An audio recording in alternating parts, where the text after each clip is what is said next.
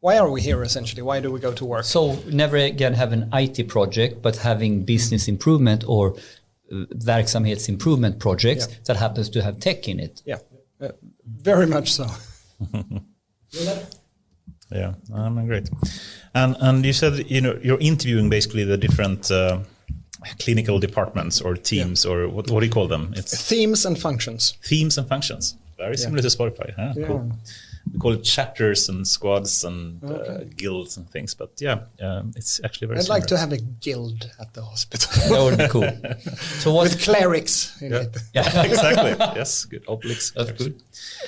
And you interview them for what? To try to understand what? How to innovate more faster or what? There's a number of things that we talk about. One is how we can implement new knowledge faster. What are the obstacles to implementing new knowledge? And new knowledge can come from research, or it can come from other places, other caregivers, other countries, but also other industries. So that's kind of interesting. And another part is to ask them, okay, so what would you see as the most important aspects to work on right now?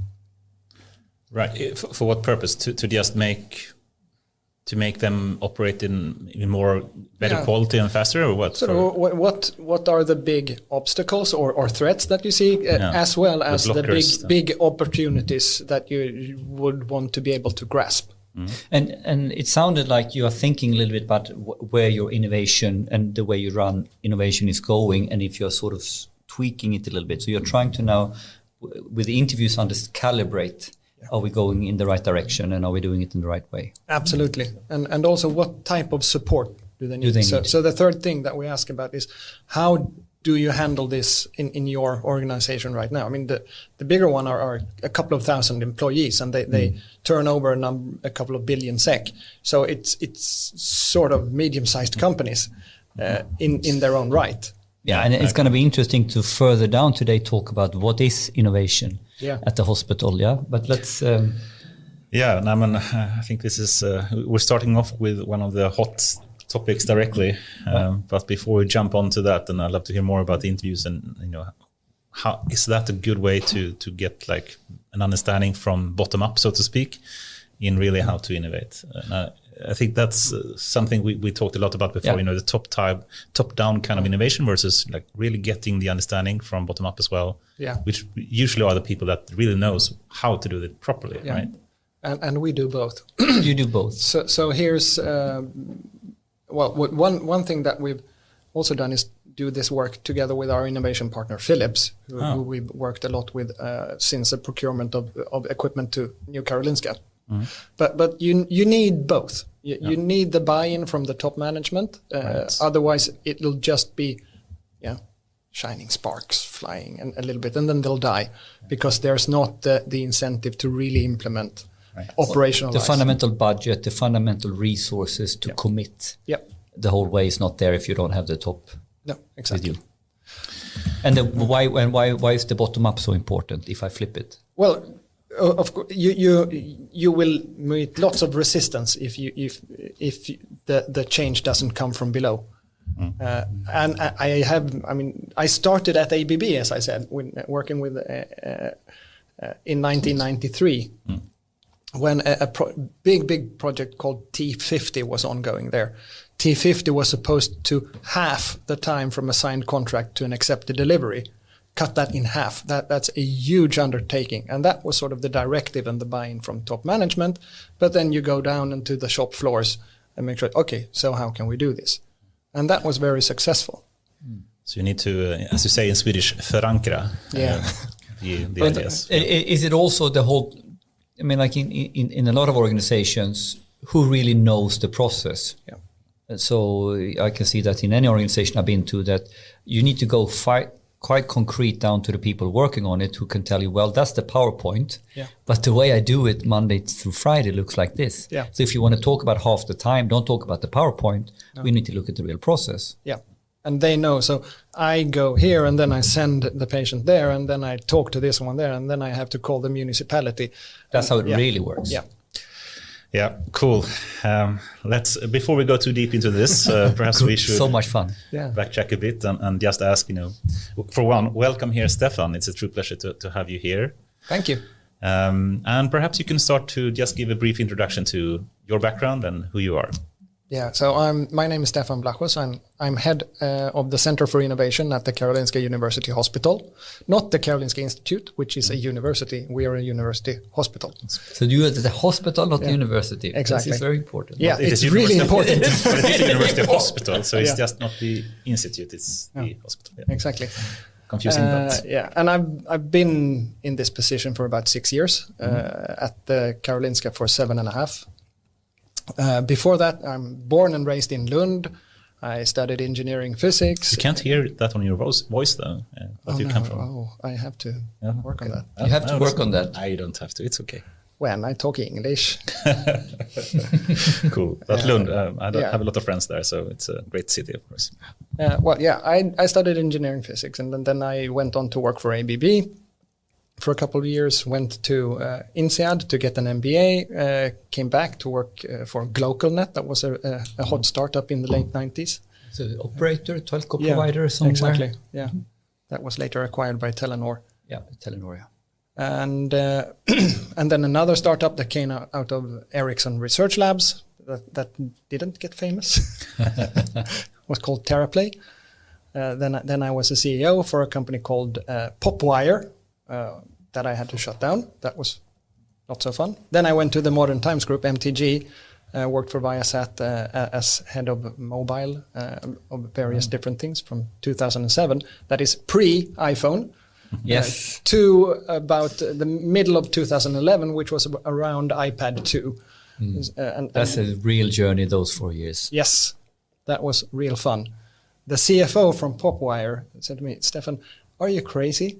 Are you going to work on mobile TV? Who the hell would want to watch TV on a mobile? I do. Yeah, we do it all of us. These times, of course, but at that time, no one believed that mobile phones could be, the premier device that we all have and use today, of course. Yeah, no, that was fun. Then I went on to become the CTO at the Stockholm Globe Arenas. So that's the Globe, the NX, Hovet, and then the Stockholms Arena, which was transformed into Tele2 Arena. And I left there about the time that we opened the doors to the Tele2 Arena. And then I went to Karolinska. So you had to install the systems for these arenas? Yes. Well, at least procure them. Procure them, yeah. You didn't go down and no.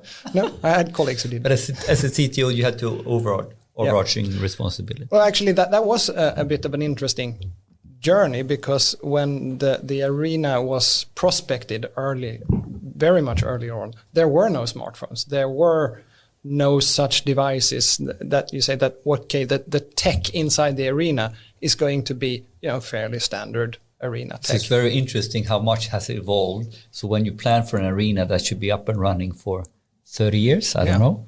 Crazy. Or even more. Even more, yeah. If you look at Söderstadion. Yeah. So and now there's Nya Söderstadion. Yeah. And in the middle of this tech shift, mobile first. Yeah. Very and so we had to completely redefine and worked with Cisco. We were kind of early with what then was called Cisco Stadium Vision as a concept. So really you can stream HD video to 30,000 mobile phones in that arena. That wouldn't have happened if we hadn't gone through. So what will people want to do in an arena? What can we do? So that's in a way innovation at its core, to try to understand where is this going right now. I need to think ahead for what this arena, because some of this stuff you really want to put it as part of the infrastructure of the arena. I guess it's going to be so much harder to do it afterwards. That would be almost impossible, or very expensive. Very expensive. And I know you're a frequent speaker as well, and been a number of events and really good at communicating even technically difficult things to talk about, and that's really impressive, I think.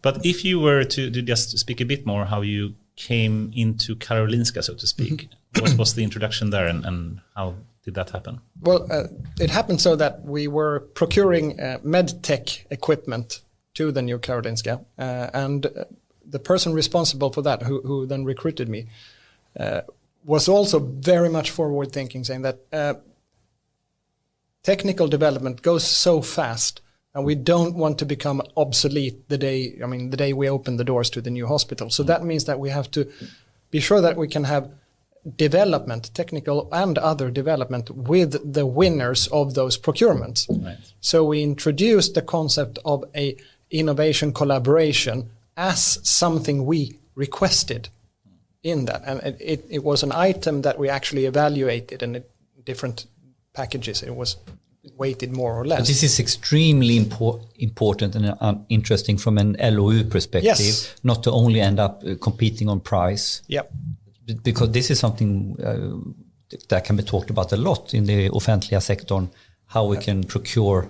Yes, we do a lot of that. So I've had to learn so much more about procurement since I came to this place than I ever thought I needed to do in innovation. But it's really a key on how you can collaborate and what you can and can't do with commercial parties as a public. This is even a topic in its own to understand how in a hospital we can do innovative procurement. Could we put that on the list? Yeah. This is a brilliant topic. Yeah, actually it is. When we, as I was talking, we slightly twist or focus some of our tasks as the Center for Innovation. And one of them is collaboration with industry and how we can use procurement as a strategic tool for driving innovation. Yeah, not the blocker. No, exactly. We should always have Matthias here. It's another friend of us. He's a professor in Linköping, and he actually do research in procurement. Yeah, and that's one of we his, need to have. This is a good mental note as well. Yeah, he has a lot of opinions about this. Awesome. So that is how you got introduced, at least, to Karolinska, and how did the move into Karolinska happen? It was a huge shift. So I noticed there when I started that I was really tired every day that I came home. In a similar way, since when I was working for ABB and I was in Chile for a bit more than half a year, the first 2 months there before I learned Spanish, I was also completely exhausted after work. Right. So as the brain processed Spanish. Now Latin, right? Yeah, exactly. No Latin. A current language. This lasted at Karolinska for almost 6 months. Okay. So much was so different and so much to learn. Absorb. What is this all about? Yeah. How does it work? Then, of course, I was a bit older, so I learned slower.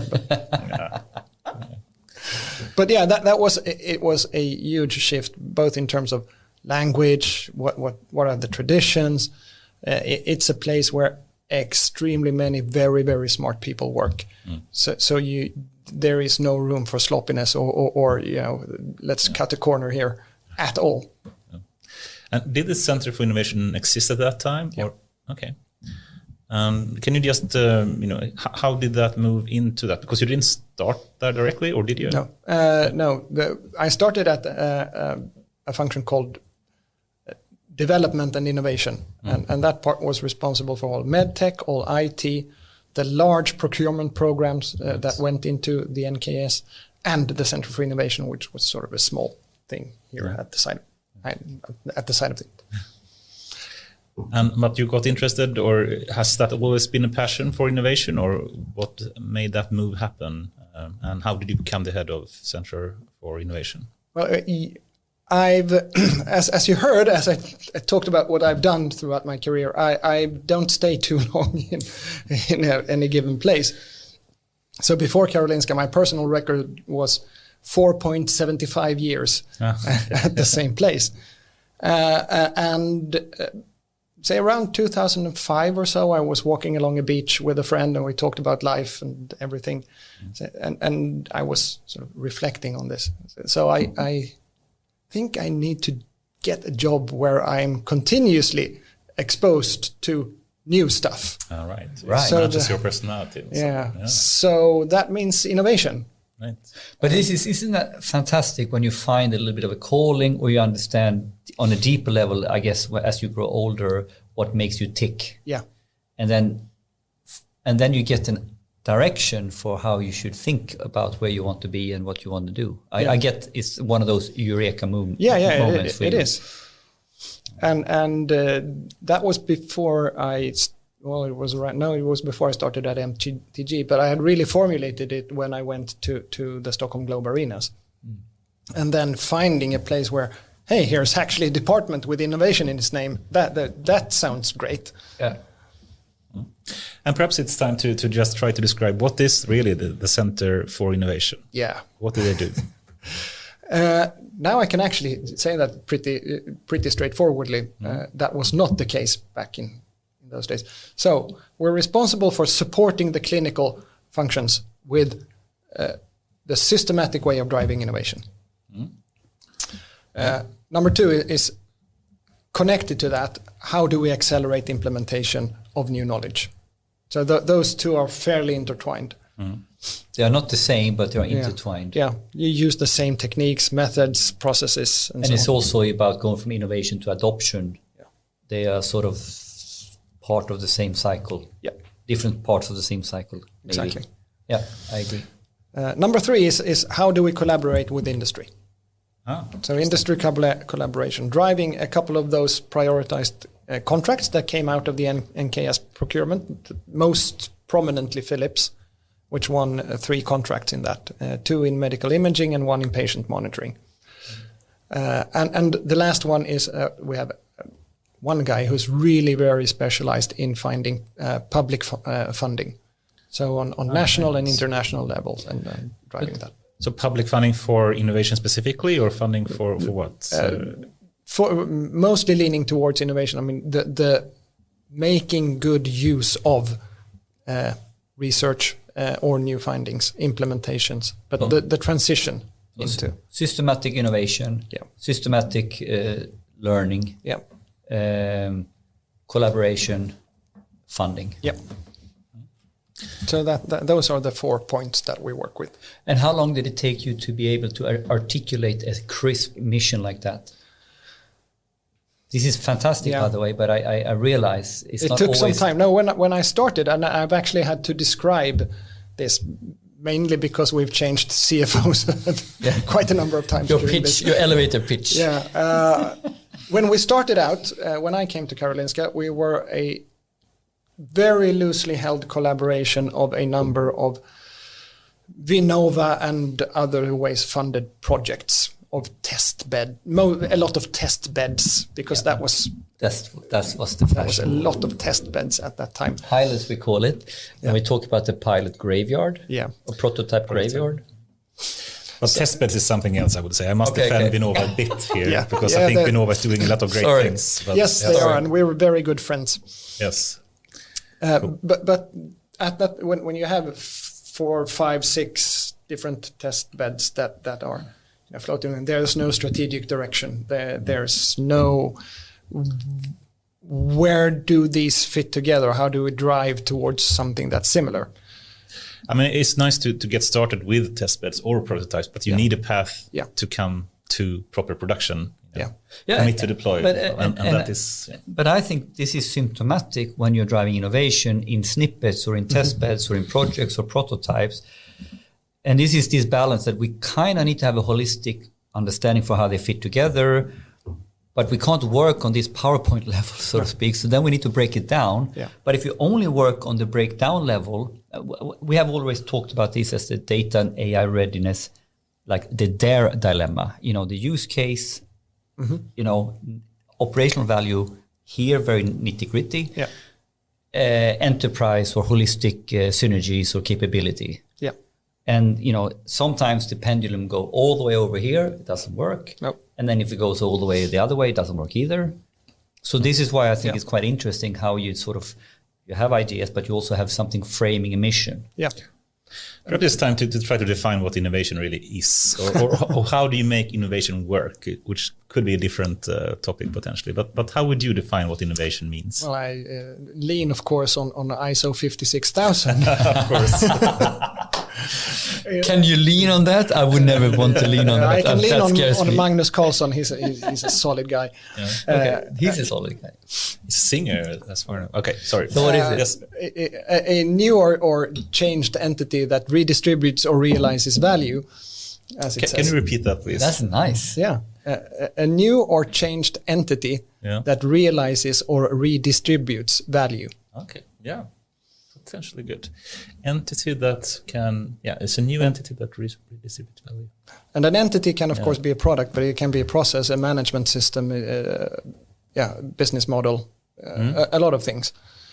And I think we have a lot of work on doing that. This entity can be a lot of things. Perhaps one way to describe it would also be, how would an organization work that didn't innovate? Or it would die. Like a Kodak moment. But this definition of innovation, you can be very fancy or you can make it really simple. I had the fortune to work with Ericsson many years back, to work with some super smart people when we helped them distill down a certification and training in product lifecycle management, starting from innovation to end of life. Yeah. And so we had that. I remember that to this day. This is 2005, I don't know, certifying product owners and product managers in Ericsson. And we had that question. Do you know the definition of innovation from product lifecycle management perspective in Ericsson? And it was, in the end, we made this into a discussion. And can you imagine going around, doing certification workshops with very, very senior product owners and managers? So it was not like I could teach them anything. It was more about we knew our tips and tricks and how it worked together systematically in Ericsson. And then the bottom line was anything and opportunities to provide value. As a very generic definition. But I think if that's too wide, I mean, we need to have clear distinctions here about terms. Because just anything that provide value is more or less... realizing or redistributing value. Yeah, but because the point with this was actually very clear when Ericsson did it, was to highlight, don't get hung up on this tech system radio-based days 4.5 feature innovation. You have process innovation, you have supply chain innovation, you have organizational innovation. So you have innovation from the human aspect, So the whole point was actually don't limit the inbox, so to speak. So innovation can happen in different areas and different topics and themes, as you call it, for sure. But if we just try to, this is a bit hard question, but there are terms like, what is engineering? What is research or academic research? What is research and development, which is sometimes called innovation? Do you find, for example, R&D to be similar to innovation, or is there a distinction? There's definitely a distinction, because our R&D focuses on actually addressing. So this is a problem that I need to solve, oftentimes in some kind of technical fashion. So you develop a drug or a gadget or well, I don't know, a new engine to do something. Innovation has to consider the full business model. Right. At least if you're talking about something more than incremental innovation, because that's the whole point. Shifting something, a new way to provide the value. That's when you go to, if you want to call it radical innovation or transformational innovation. And that can happen in many ways. Let's say, for example, a couple of decades ago, when you had an ulcer, we had surgeons, gastrosurgeons, who went into the stomach and cut it away. And then you sewed it, and it took lots of resources. It's a big operation. It's not very comfortable. Along comes LOSEC. Very, very radical innovation. So instead of cutting your belly open, you take a pill. I think it connects to one of our core topics as well. First principles. Yes. But before we go to first principles, there is at least a couple of more layers to define innovation here right now, and you already did it when you said that, because let's talk about innovation, and we concluded that you can go in different directions. Another angle to talk about innovation that you alluded to now, we have some fancy hype words here. We can talk about incremental innovation. Okay, we all kind of understand what that is, right? We are doing a little bit better of the same, right? Make the engine go a little bit better. And then what's been very fashionable to talk about has been the disruptive innovation. So often misunderstood. And then I put to what we are on about, when we talk about data and AI in combination with hospitals or trucks is intersectional innovation. And to distinguish between these different types of innovation paths is extremely important because it leads to different types of approaches to succeed.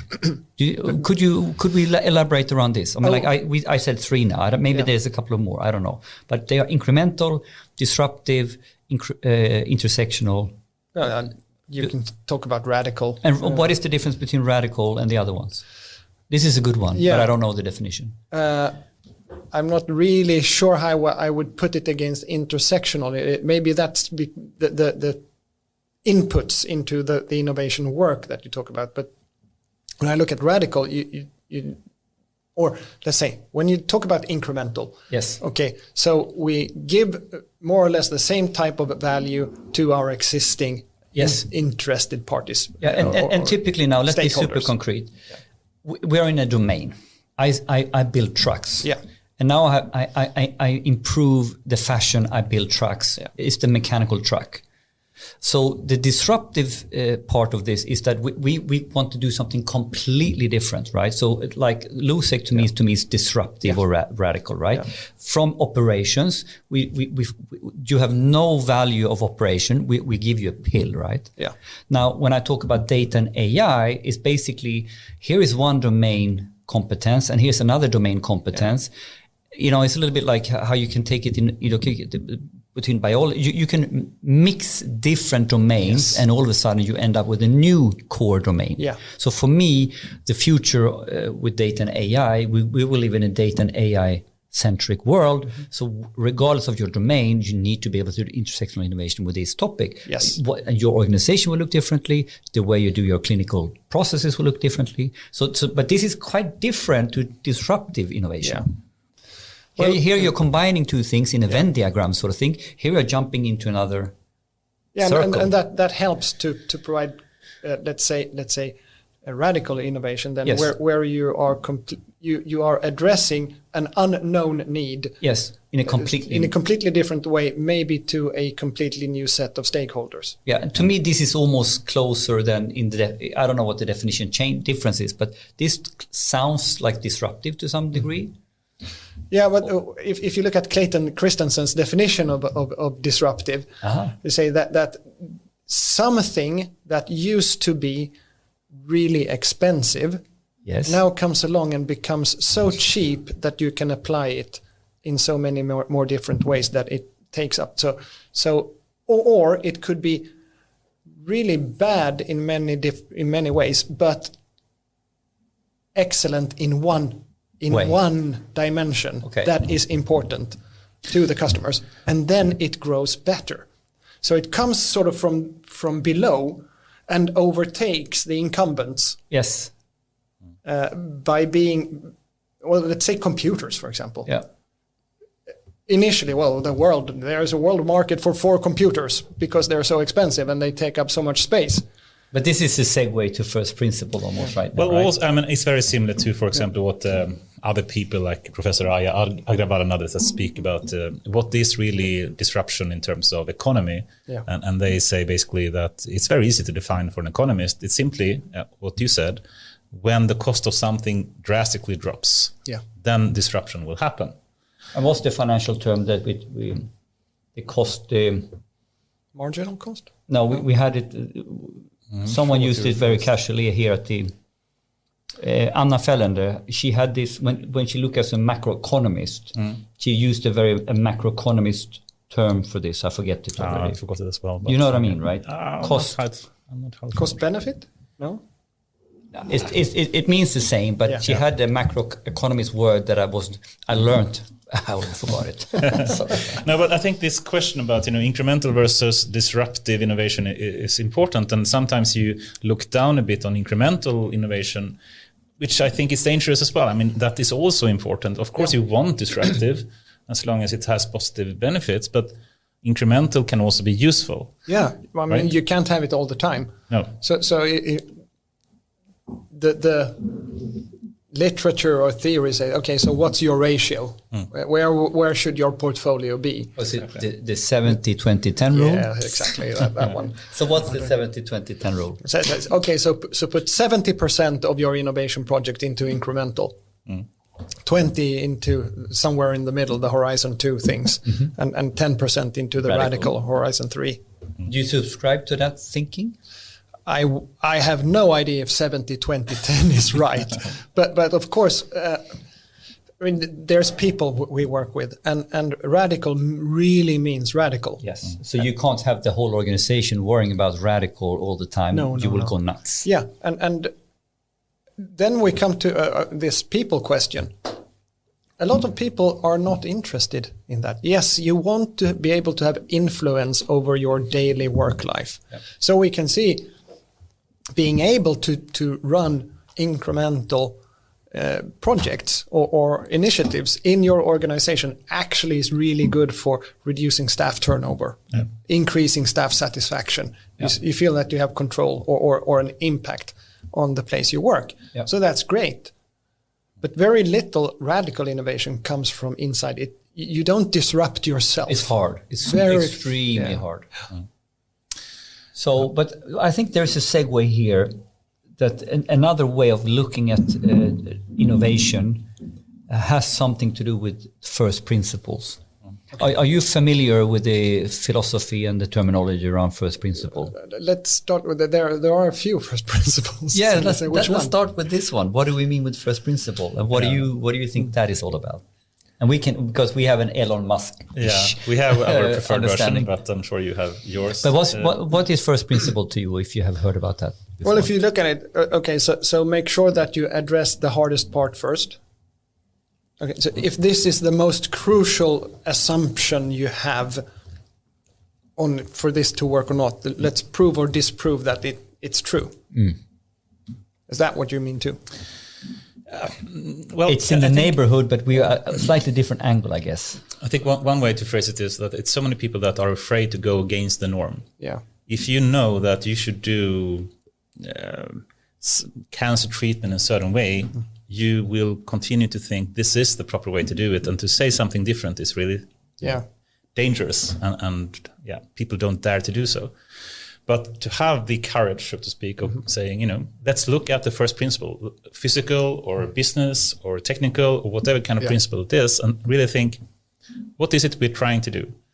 And we usually give this Elon Musk and SpaceX kind of example, saying, if you want to, go to the moon, or as he wants to go to Mars and build a colony there, how do you build a rocket? Well, normal way of doing it is you build a rocket and you throw it away, and you have to build a new one the next time. Yeah. Why is that? Can you challenge that kind of norm? And he said, well, let's try to challenge that. I mean, you throw away hundreds of millions of dollars, for every rocket you build. Why not try to reduce them? And then, we started to explore that and said, we can actually build a reusable rocket. And suddenly we have a much more affordable and efficient way of traveling in space. Yeah. By really challenging the norm and looking at the first principle in how to build a certain solution or product or service. Yeah, and I think we are a little bit awestruck by Elon Musk and trying to pull it down to what is the essence that he's doing over and over again, that right now puts him as the richest man in the world, is a fundamental aggressive view of first principle in anything he does. So when he goes into making car batteries, he basically look at the fundamental physical components of a battery, and this is costing $800, but I see the material is only costing $8. So there needs to be a better way to do this for, 80 instead of 800, Yeah. So he basically then, there is no, so he goes down and breaks it down to its core pieces. And we've had this discussion. This is almost taking first principle into the core fundamentals of engineering, right? And then you can talk about first principles from how you look at your core business.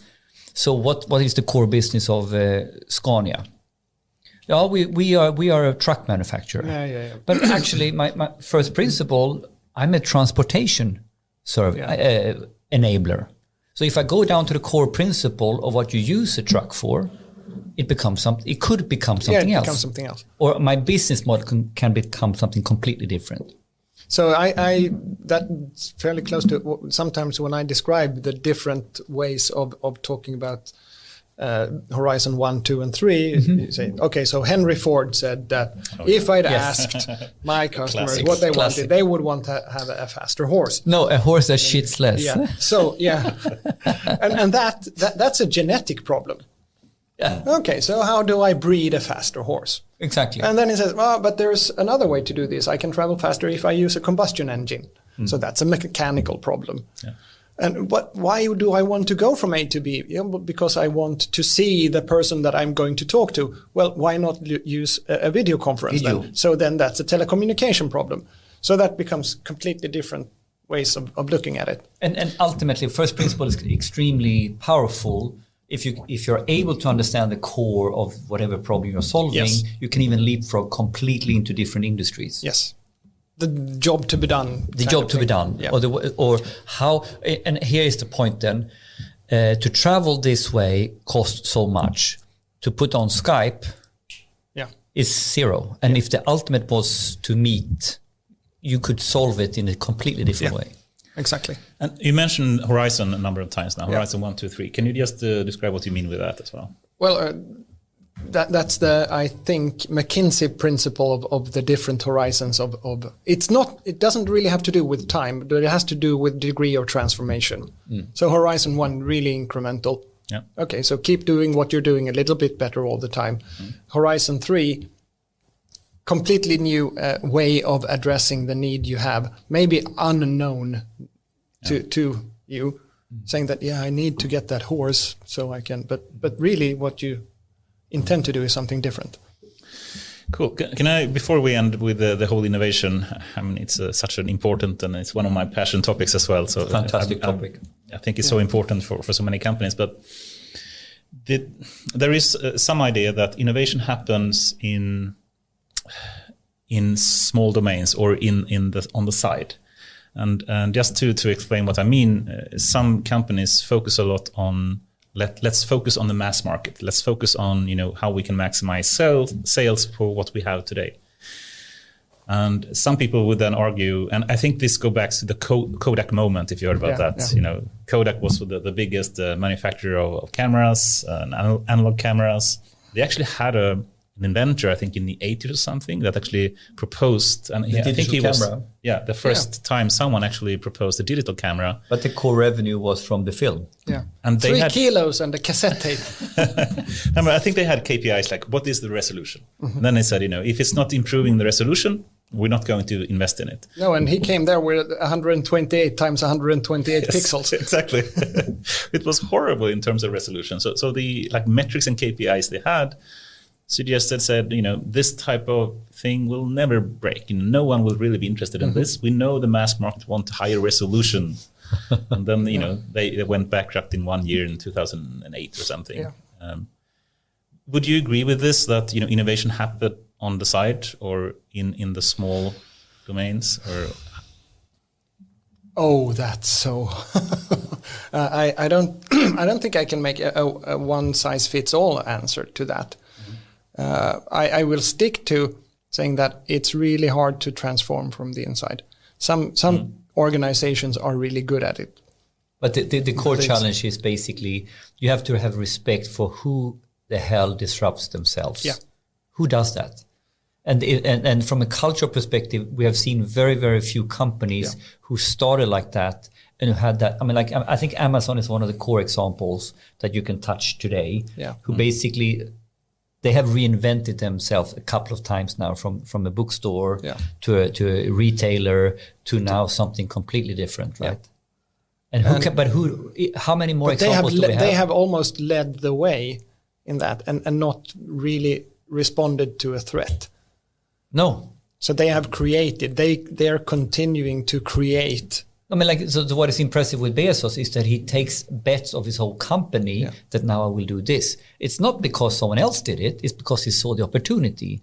But it's balls like steel, I guess. Yeah. or just a personality type. Saying that this is... But for any normal company, I don't have so many examples.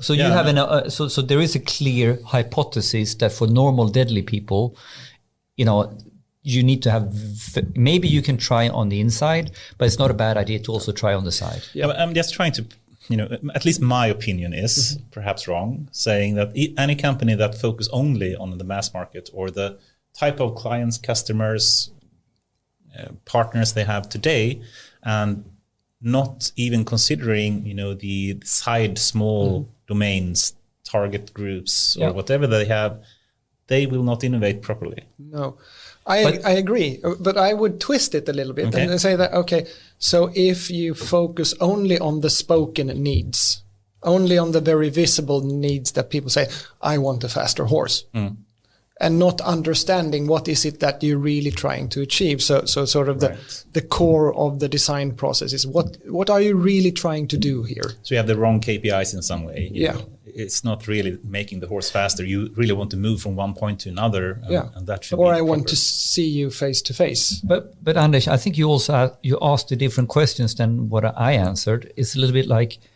one part is the whole thing, like to focus on the mass and incrementally what the mass is, but you need to focus on the outliers. This is clear.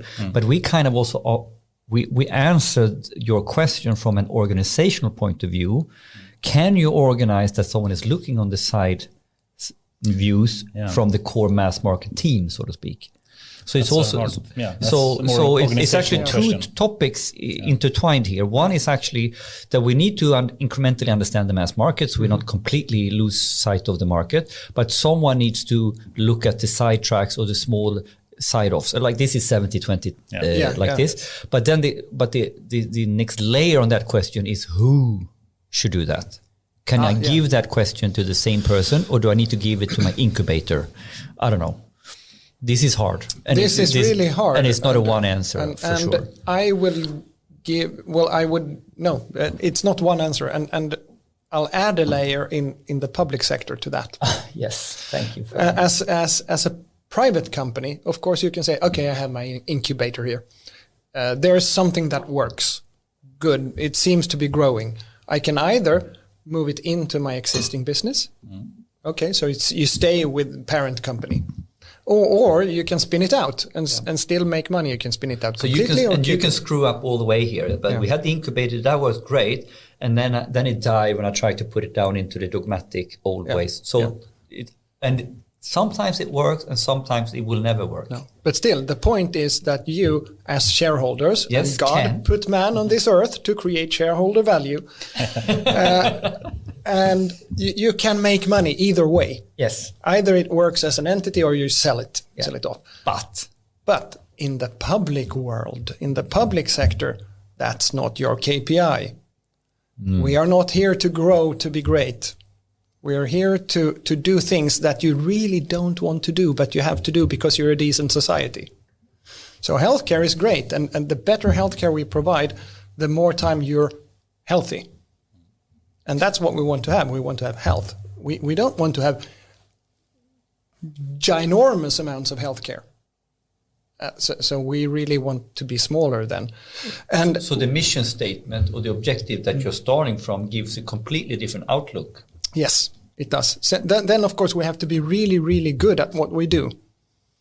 And you can become more and more specialized, which means so you're highly specialized in very narrow specialties. Means that you have to increase your area of collection where you get people from. But we can't sort of build a side incubator hospital.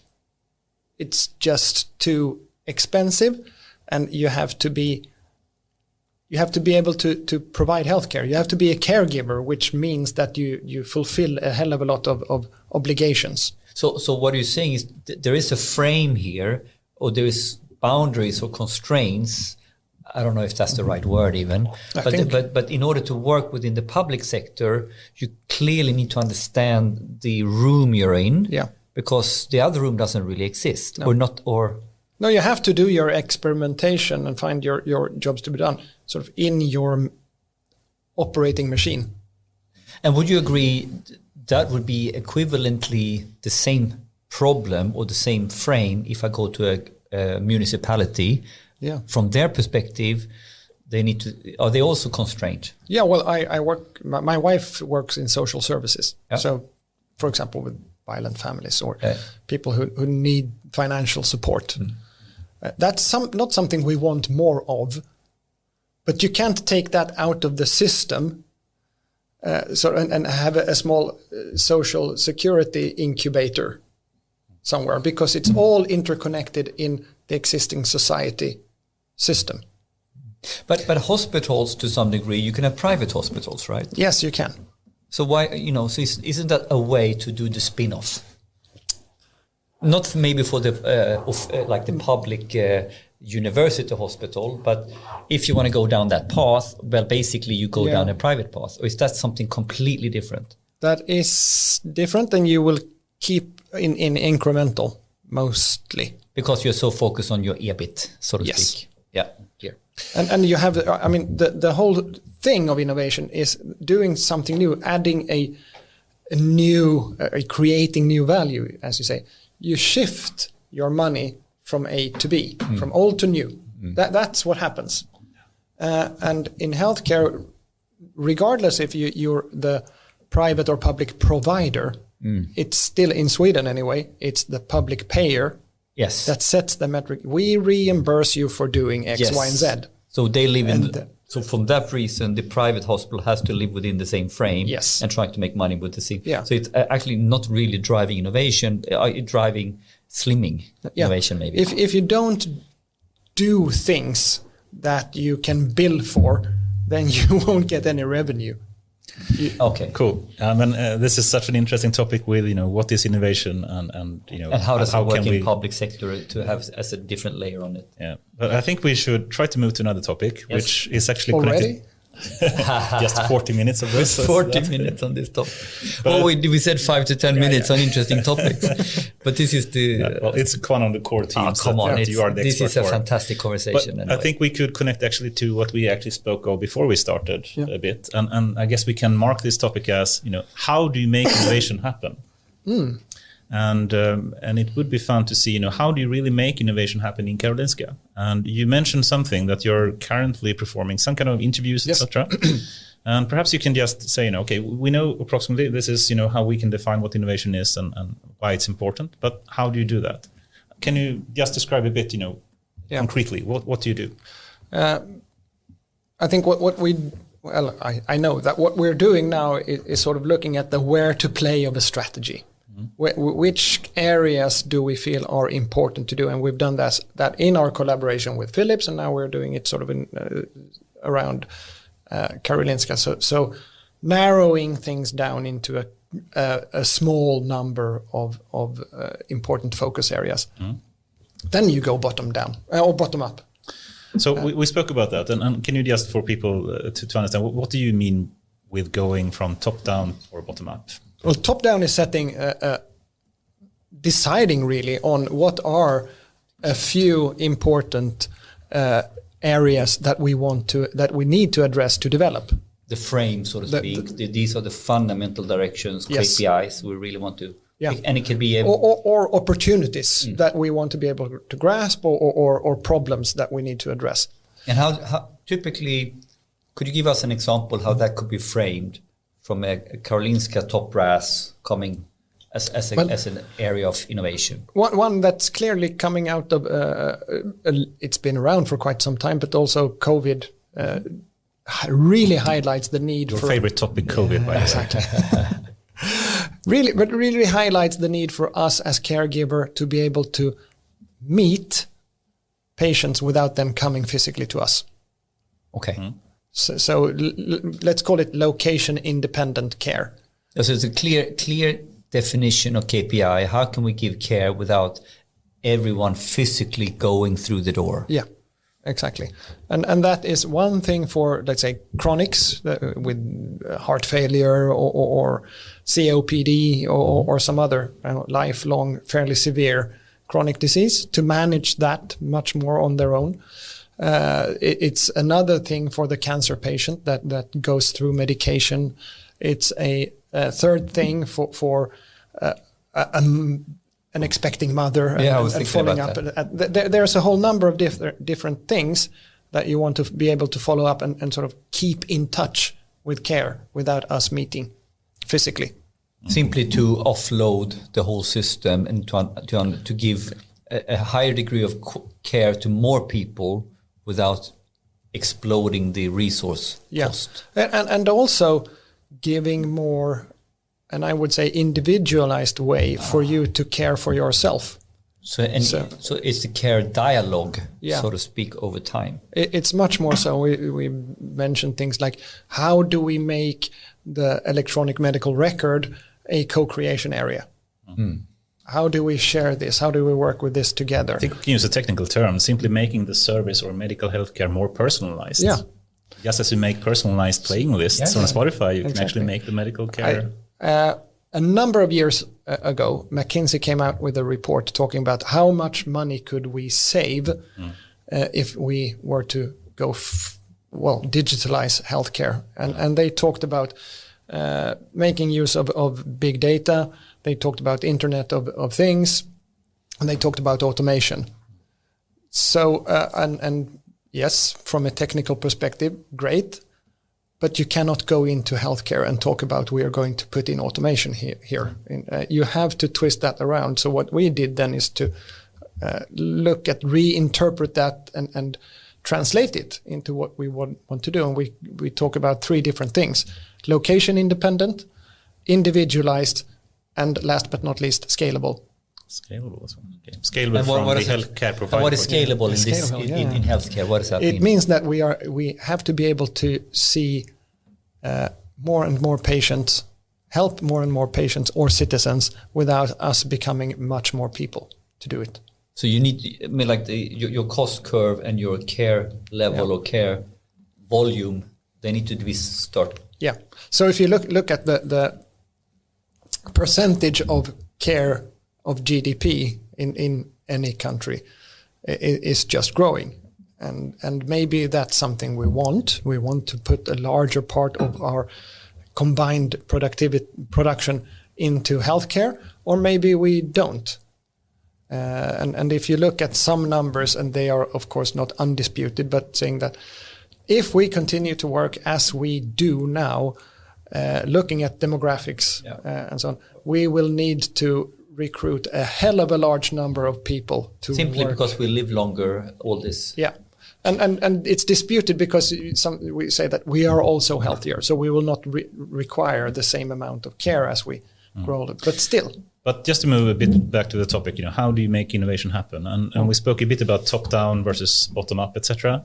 And top-down, if I were to phrase it, is something that you have the management team or people high up in the company basically telling people this is the direction we want to go. And then you can have bottom-up. And how would you phrase, what bottom-up means for you? For us, it's very much about listening and catching thoughts about what we want to do, what we can do. Then, of course, it is up to the line managers in their line. We can go in and we can talk inspirationally. We can talk about what we see in the world around us. We can talk about trends and so on. But that has to be picked up there. But what we can do is then also to maybe put out challenges or talk about these are things that we need to be able to address in our different communication channels that we have in our organization. People are fairly used to apply to grants, research grants and so on. So you can put out challenges and say that, how can we help to do this? And you just spoke about a way you're doing it right now for a bottom-up point of view. But before we move into that, would you say that doing just top-down is bad, doing just bottom-up is bad, or is a balance the best? How would you phrase that? Well, you need a balance. If you don't have a top-down portion of it, you will go all over the place, and you will just scatter your resources, and you will not have significant power to do it. If you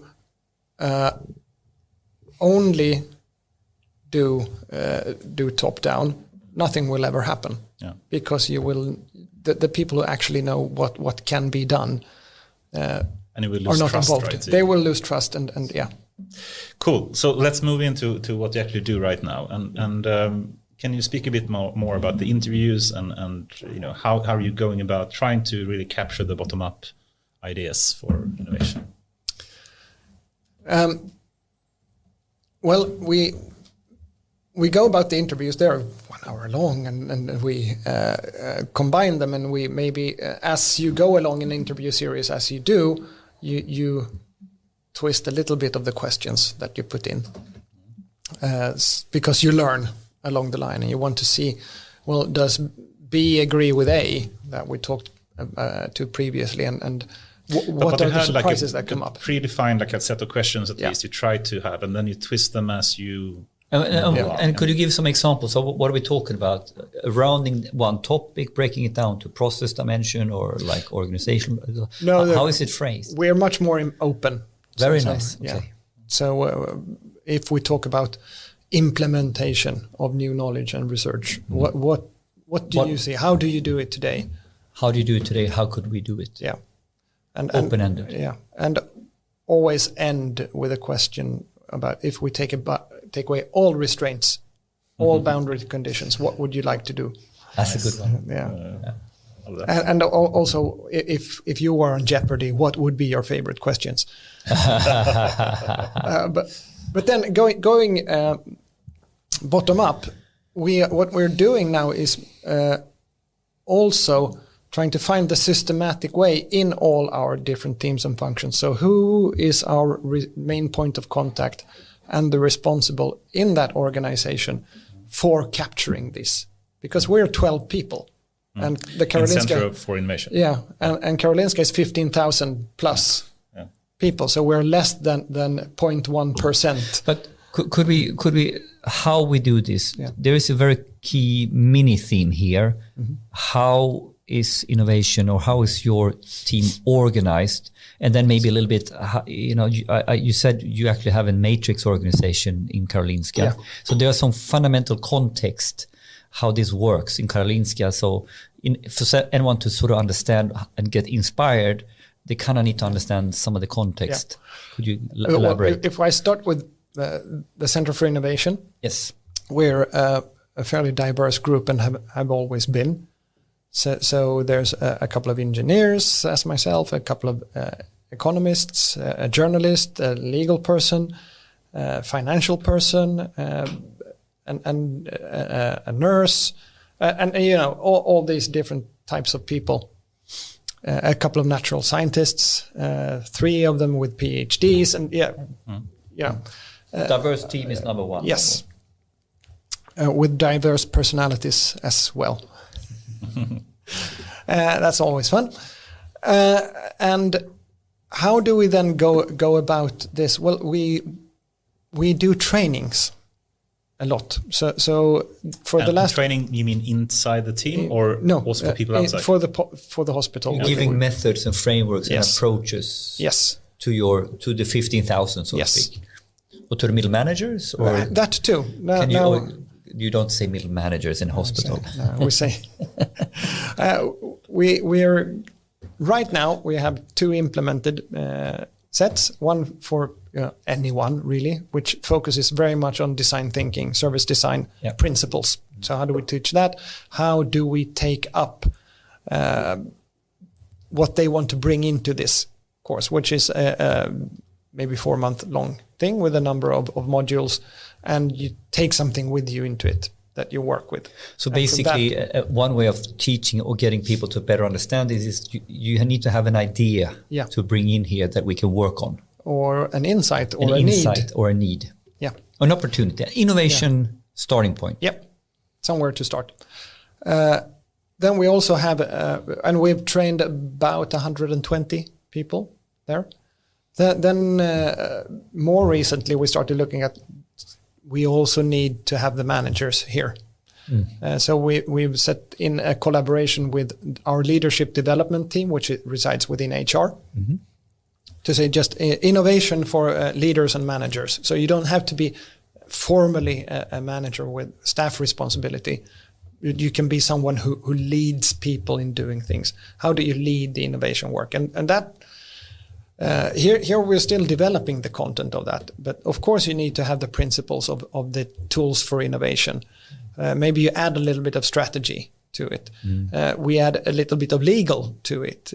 We add a little bit of how do you collaborate with industry to it. Maybe how do you find funding?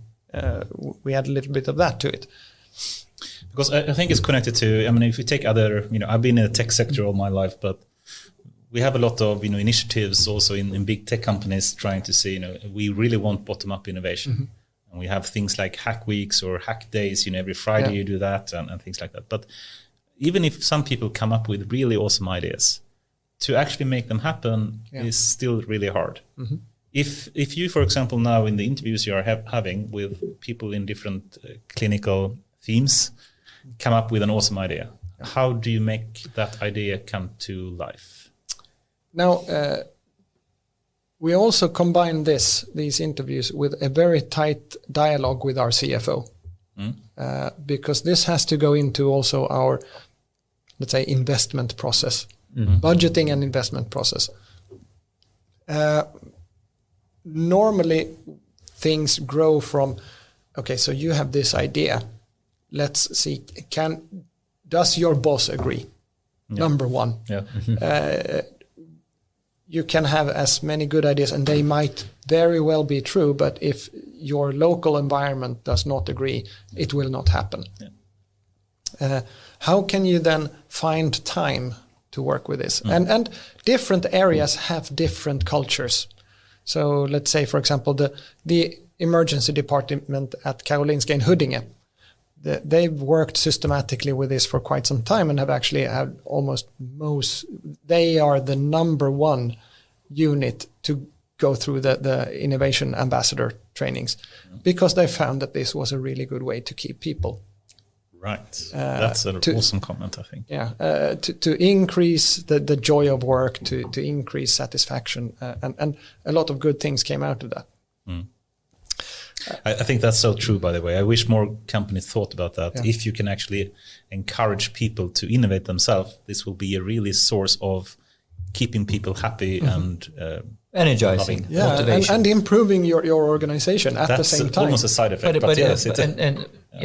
But the tricky point, of course, is you're alluding to it here, this systematic approach. Yes. So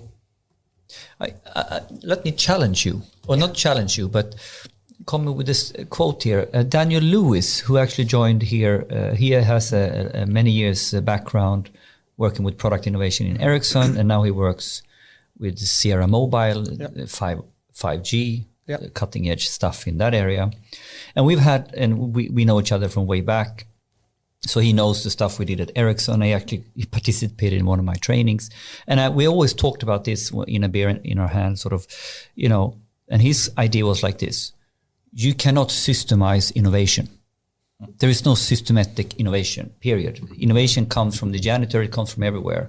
And then I always argued, this is exactly what we did in the training. You love the training. We did this product lifecycle management. It was from innovation to end of life.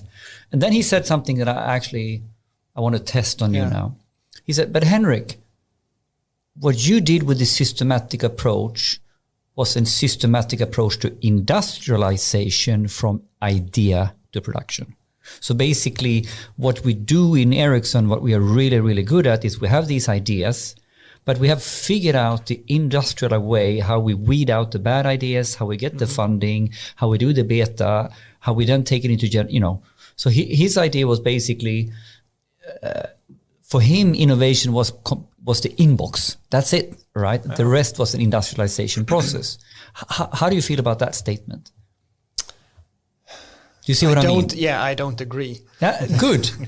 Why not? Because number one, the inbox, if you dissect an idea, which is what the inbox is, the idea comes with a semi expression of what your need is, and a semi-expression of what your solution to that need Absolutely is. Right. And if you don't separate them, need or opportunity from solution, then you will get tangled up, you will fall in love with your solution instead of your problem. Yes. And it's your problem that you should fall in love with, and be really unfaithful to the solutions.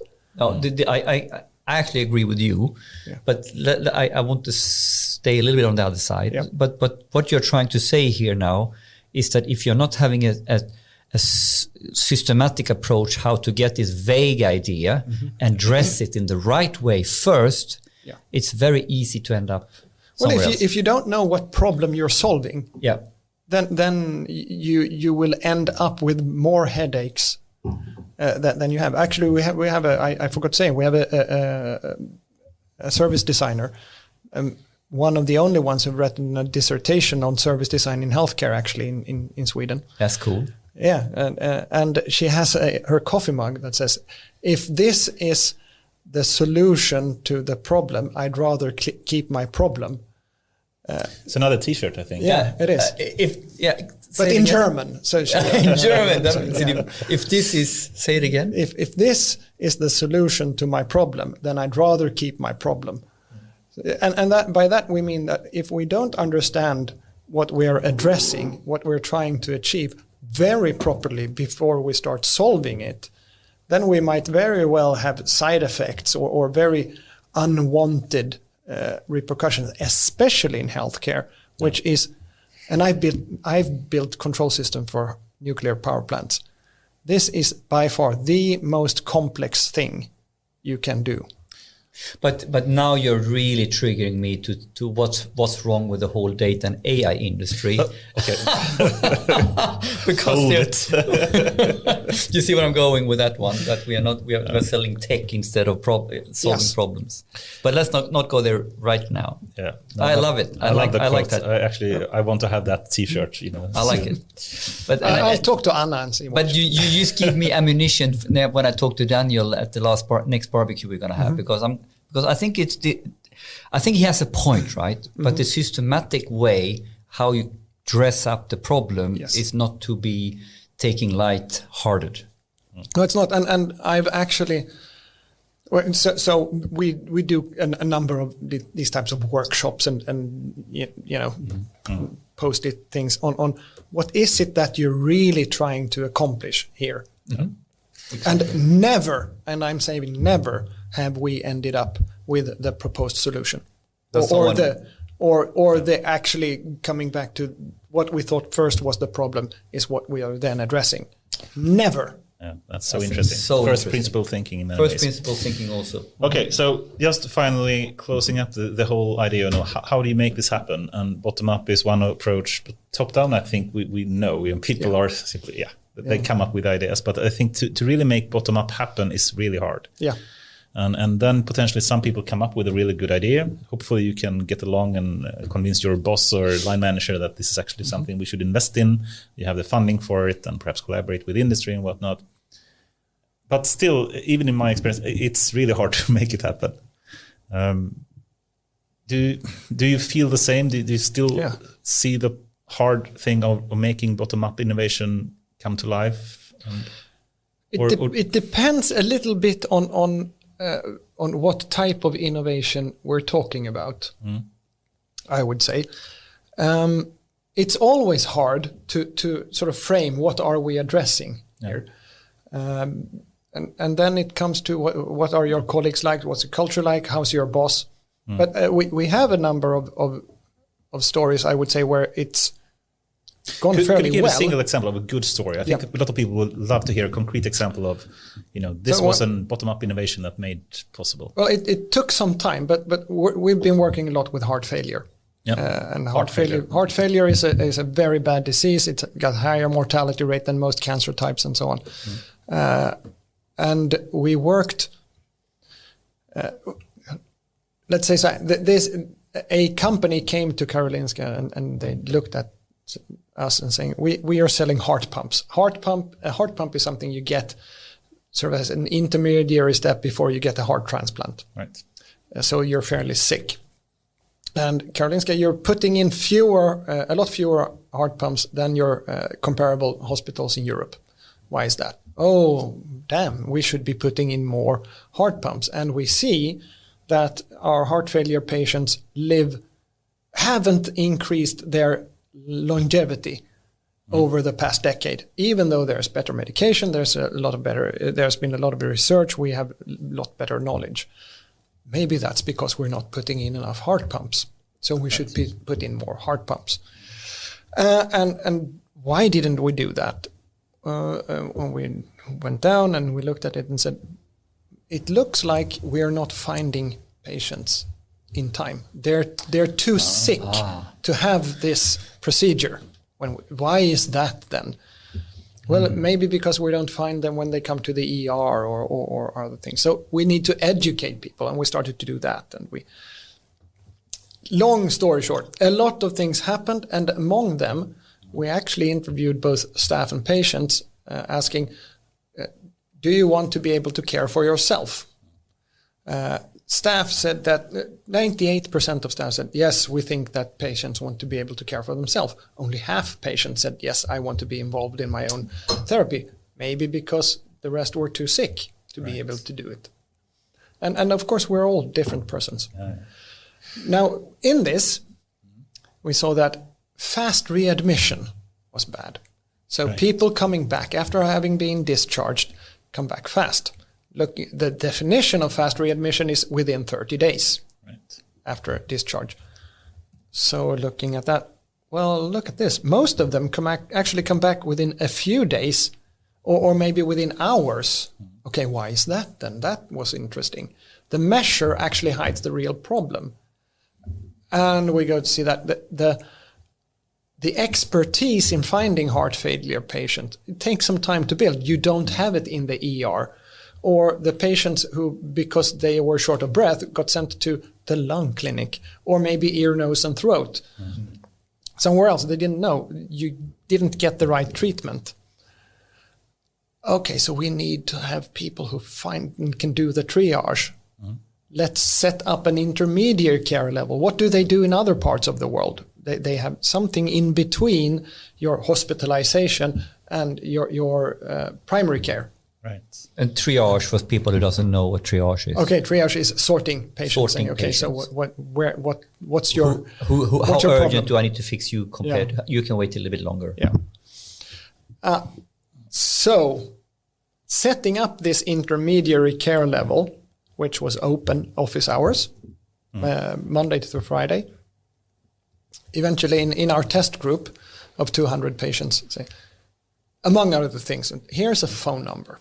If you feel worried, if you feel sick, if there's something that's not right, call us, this number. No touch tones, just, it's a direct number, and there's a very competent staff that will answer. Right. So in the intermediate care level, so to speak. So, okay. And the number of ER visits went down by 54%. This is a phone. And this got implemented. And then, of course, they have worked very much on expanding these things. We've increased the planned visits and decreased the unplanned visits. The reason, of course, for not putting in heart pumps was that we didn't find the patients fast enough. So they stretched out to primary care and collaborating with primary care so that we find the people with the symptoms. And 5 years later, we're putting in almost twice as many heart pumps at Karolinska as the second most active hospital in Sweden. Oh, really? But this story is beautiful because it's so telling that you can only get a general direction from top down, but to dissect the innovation, you need to go into the dirty, nitty-gritty details and get your blood on your shirt, so to speak. You need to get in and mix. Get hands dirty. Hands dirty. And you say, okay, we need to train and educate people. Yeah, well, that didn't make much difference. Because the problem is this little bit like, have you really understood the problem? Is the fundamental Toyota 4Y? You need to go down to the not the symptom, but the root cause. Yes. And to do that, you are really down working bottom up. Yes. And there is no shortcut here. No, there are no shortcuts. And also there's not one silver bullet. No. That's a good one as well. No silver bullets. Yeah, exactly.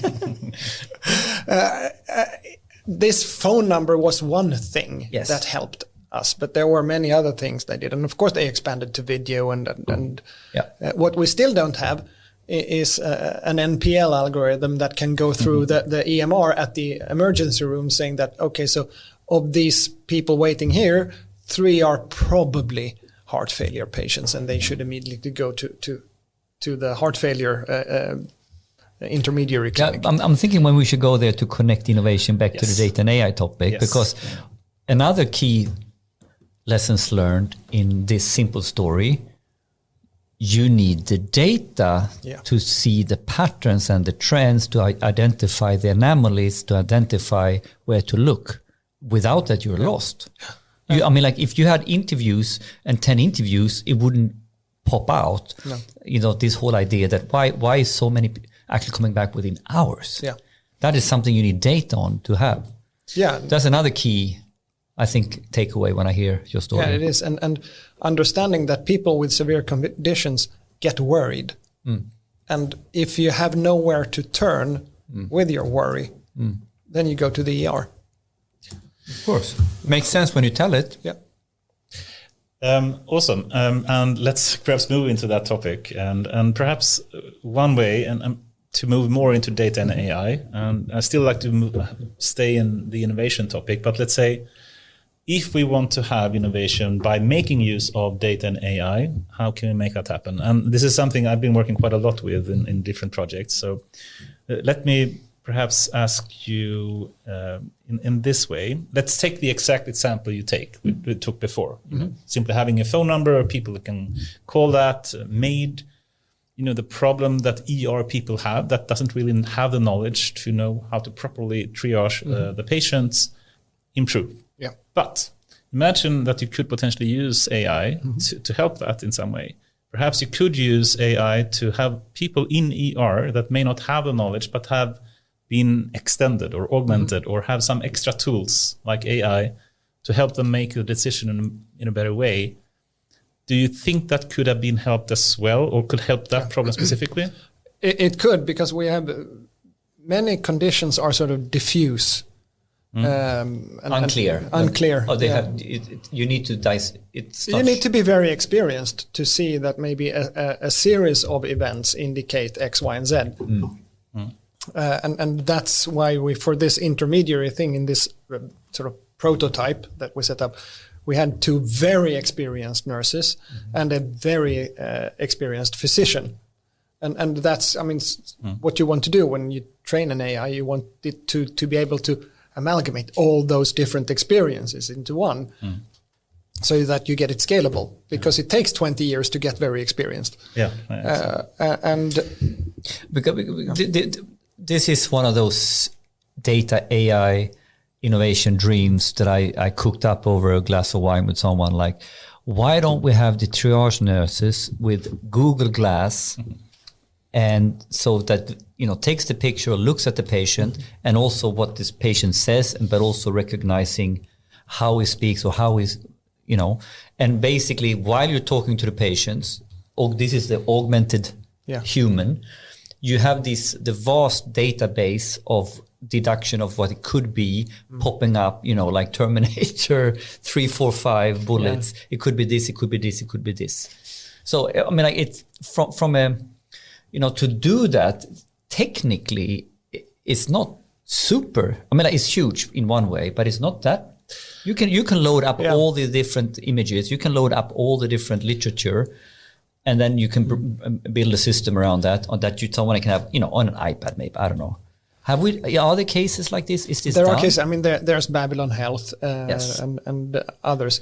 There's a great book called Deep Medicine. I don't know if you read it. I don't. But there's it's Eric Topol who wrote it, and he started out by writing a book called The Patient Will See You Now. So sort of changing the power structure of medicine. He's a cardiologist himself. And in Deep Medicine, he goes into these topics of how can we use data. And there's so many different ways that you can use AI and make use of data in medicine that are sometimes counterintuitive. Sometimes you can help really find the connections that you as a human need to be really, really experienced to do. And the other times, if we go back to Watson, IBM Watson, which was a huge failure, I think, and what he says there is that because you went for the hardest problems first, instead of here's something that we can really automate or industrialize quicker. Taking the discussion with the patient, with someone who is a little bit complicated, is a more complicated thing than what it seems at the first. Yes, I mean, like that's what I mean. Like you could never to have the empathy, to have the human touch, to have that experience could never be taken away. I don't think you can have a chatbot here. That's what I'm saying. Yeah. But how can you put that person in that situation in front of the patient on superpowers? And I think, again, coming back to the EMRs, what they were designed to do, and how they're built, how their data structures are set up, they're not very easily made into good data sources. That could be done, of course. And EMRs is? Electronic medical record. Electronic medical records, journal. Journal, yes. System in svenska. Yes. And extracting data from those. And cynically, they're built. The US guys are the top guys, and they're built as financial systems rather than for clinical purposes. If you're rude, if you're no, not even rude. If you're clear, that's just what they are. And the one we use here in Stockholm was built on with PL1. Programming language 1. It's from the 70s or something. But yes, oh my God. And it's not a database at the bottom of it. It's just a flat file structure. Oh my God. And this cannot be replaced easily, of course. We tried to do it many times. Yes, it takes some time. And the most recent procurement was stopped. Yeah, but and here we come back now. If you're going to build a perfect EMR that is good for the bosses, it's good for finance and accounting, and by the way, should be good for AI for the triage nurse. Good luck with that. No, that won't go. It won't You'll work. have to have systems that work together on the same data type. But coming back to your question, then, what would be really useful is for some automated machine to help sift through, especially for the tough patients, the really vast amounts of data that are collected in those records. It's just a very arduous task to go through what medication is someone who has a few conditions, and go through what went in, when did it go out, when did you come here last, what were your symptoms then, and it's hard to interpret. It's also hard to interpret because it's humans writing there, and you have different writing styles. We've worked a little bit on some projects with prostate cancer people, and you have a number of different professions there, and they express themselves differently. So the oncologists describe one thing in one way, where the pathologists describe it in a completely different way. Oh my God. These are actually cultural differences in Within how you use language. Within the hospital. Yeah, within the hospital to describe the same thing. So this is actually a very interesting topic, because we actually work with journal data and EMR records in a number of projects here, and we can certainly see how, should I phrase it like this, not horrible, but how different medical doctors are when they write journal texts. And it's really hard to interpret them, even as a human, and especially if you're not like a medical expert, of course. But even if you are, as you say, it's hard to understand medical doctors in other fields. Cool. But I'd like to, let's imagine if we just take a concrete example and just try to reason from that. And we take the ER example, as you said, we have people coming in with potential heart failure, and humans can't really, at least in ER, properly triage them properly. Now we want to build an AI solution for this. Okay, so how do you do that? Well, you need to collect some data to start with. And I hope if we try to say, what AI is in some way, it would be fun to hear if you agree. But I think we can all agree that even if AI has made, extreme progress in recent years, it's still very different what AI do well and what humans do well. Do you have a definition of that, or should I give? Go ahead. But I think you more or less said it before. AI is really good at going through vast amounts of data very quickly, and actually with rather good quality as well.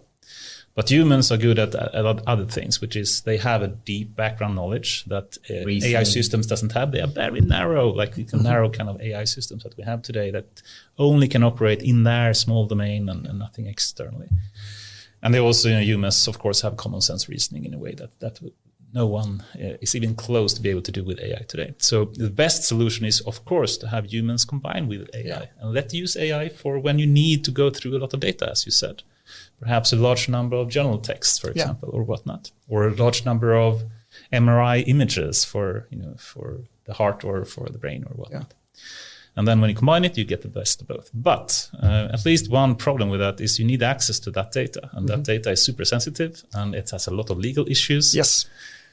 This is at least something that we have been fighting for a long time. Yes. Have you had projects in your innovation center or Center for Innovation where you tried to make use of more data and AI and are stopped basically by the legal limitations? Have you figured out how to do it? No, well, what we actually did in 2017, we got an Vinnova grant for a test bed, but then called Reality Lab, and we called ours IAID, Integrated IA Diagnosis, working with medical imaging, mostly because that's sort of those images reside in our best technical infrastructure for doing this, and Region Stockholm is fairly condensed on that. And our idea was not really the algorithms themselves, but rather the path that you go through, connecting procurement, all those different legal parts. And we've come quite a way. We're not there really. We talk about things as, we don't give out data. We can't do that, but we can make data usable. And can you elaborate what that means? You can't give out, meaning you can't extract and hand it out outside of the organization in some way, right? Yeah.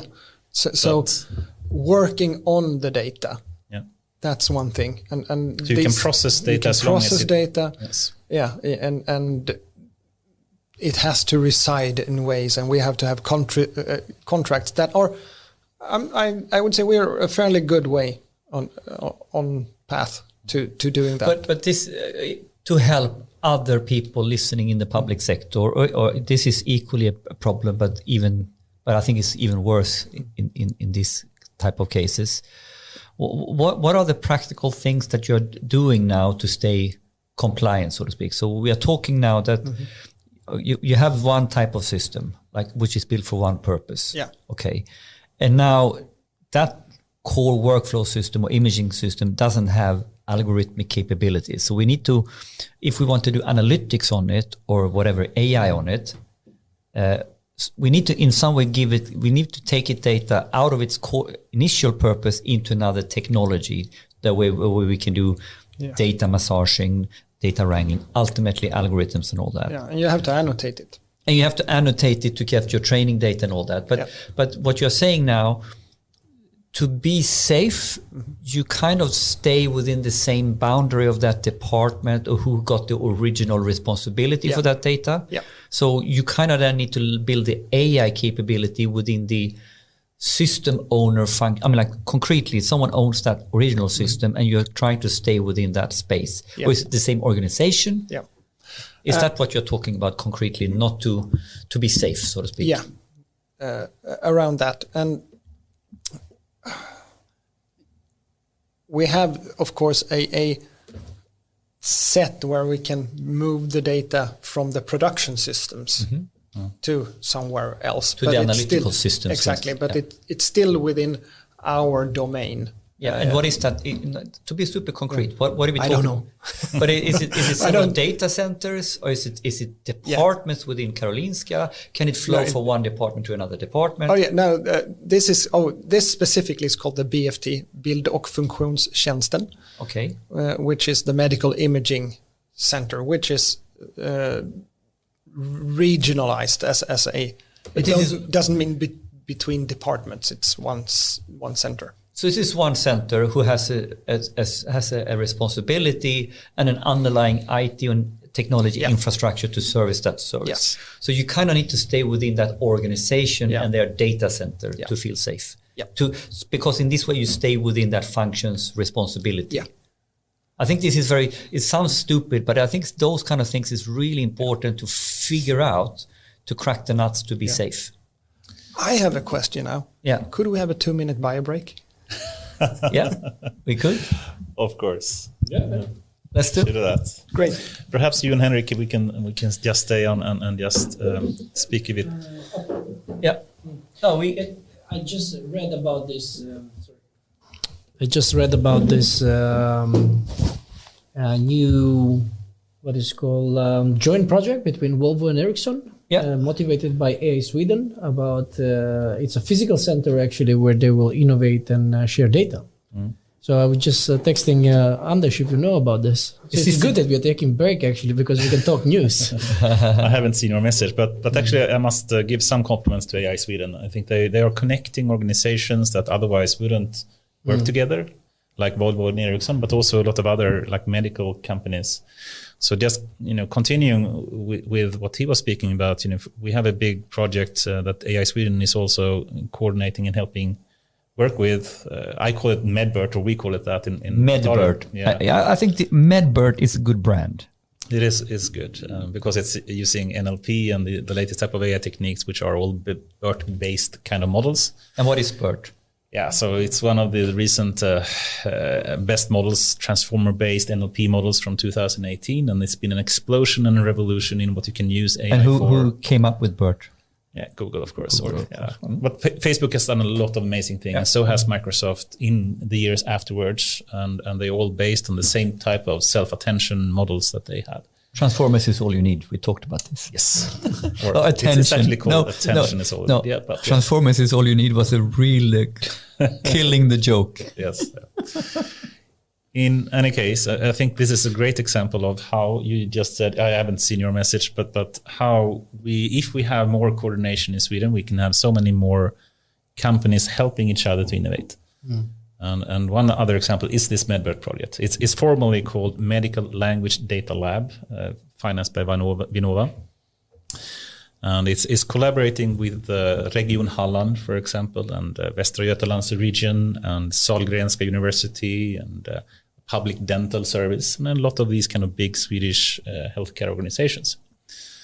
And we're working a lot, and mainly with journal texts. And this is super interesting, but also a bit frustrating field, because in many other areas, it's much easier to work with data, and you can get access to it and even extract it in a rather easy way. But luckily, I must say that there are a number of new techniques to solve this problem. So even if, for example, they can't in Karolinska extract the data and you need to process it locally, there are these kind of new techniques to use. For example, federated learning is one technique that is increasing in popularity, that allows you to train a model without having to extract the data. Exactly. So you can actually move the model instead to the place where the data exists, and then train it on a part of the data in a federated setting, and still then have... So this problem is so real. So there are several initiatives going on to try to, or techniques to figure that out. Yeah. And how to do it even with blockchain into immutable approaches. Blockchain. That's okay, sure, if you want to. But federated, bottom line, federated. We spoke a bit about the technique. You mentioned a very important technique, and I think everyone, especially in healthcare, is seeing this. But I would say also outside of healthcare, even if you go to tech industry and whatnot, they can't share data easily. Yeah. And data is super sensitive if it has any kind of user data, but also, it doesn't have to be user data. It can be, sensor data that is sensitive from competitive point of view or whatnot. In any case, the need to be able to work with data in a decentralized way, I think is, increasing, so much. But luckily there are techniques. I'm not sure if you heard like federated learning and these kind of techniques. Yeah, I've heard a bit about that as well. And in times where that's also a way we're talking about really, really cutting edge kind of things. And at parts of our organization, we still run on Post-its and faxes. Yes. Yeah, but let's go here now a little bit about architecture and infrastructure and the fundamental problem of sharing data in a compliant way and all that.